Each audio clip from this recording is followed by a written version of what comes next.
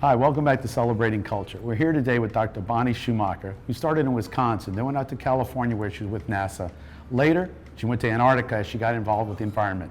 And then she came to New Orleans to help after the BP oil spill and has stayed and can talk to us a lot about coastal restoration and what she sees from the air. Bonny, welcome to the show.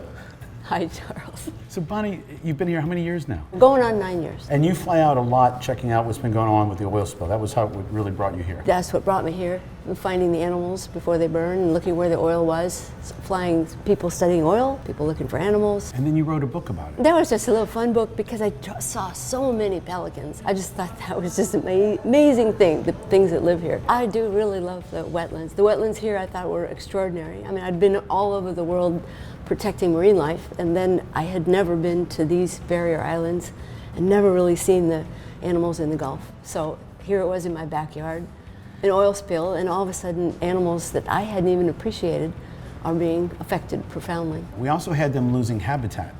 So the habitat was lost from coastal erosion, pipelines, just islands disappearing. When we flew with you 2 years ago, we left out of New Orleans. We saw Delacroix, you took us to show what was going on in St. Bernard. Then we went out to Breton Island, Grand Isle, Cocoa-Tree, Ile-de-Jean Charles. It was a great run that we had to experience what is really going on in this part here of Louisiana. And if we did that same trip now, all of those places you just mentioned have shrunk.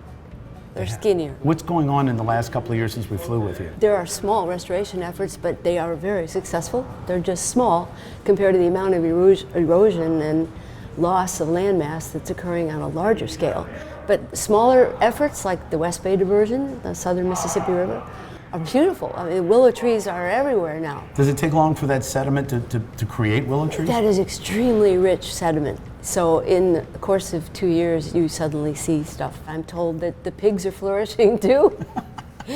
But no, it works. Anytime you can dredge from the Mississippi River and pump it back into the wetlands or do anything to get it into the wetlands, you will grow land. We flew with you last time. We went all the way out to Breton Island. What was left of Breton Island? Yes. When I flew with you, it was much smaller than it was in 2010. When I first saw it, that large round enclosure that was an institute at one time, and you know about Teddy Roosevelt a century ago. I'm a big fan of what he did a century ago. Yeah, I thought when he made that a preserve, right. and it showed that how much he loved birds and how you have to protect the habitat. He did do that, and there was an institute, not much left of that. There's really not much left of the island. I mean, in 2010, when I first saw it, the coast was large enough that you could have landed and taken off a small plane. Right now, it would be very difficult. You might be able to land, but you probably couldn't take off. So the brown pelican, though, we're seeing, is it starting to flourish? Is it making a stronger comeback? I can't say that. All the places where I saw rookeries of brown pelicans back in 2010, most of those aren't there, particularly the ones around Barataria Bear.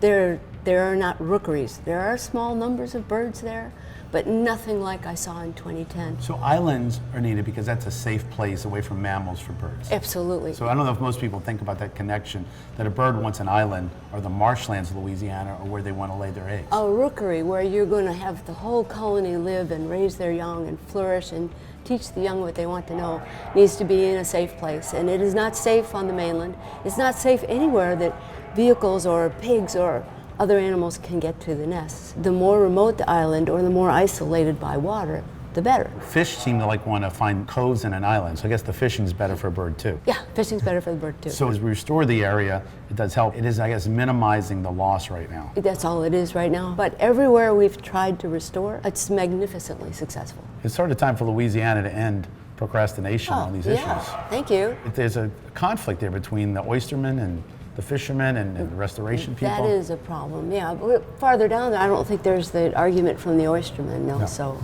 you're just rebuilding wetlands there. So I guess you have to pick where you're going to do it. But anywhere you do it, you get some of that fertile Mississippi sludge in there, and it's a good thing. And again, your website is? It's called onwingsofcare.org. So I look forward to checking with you, hopefully sooner than 2 years, as to how things are going. All right. Bonny, thanks. You bet.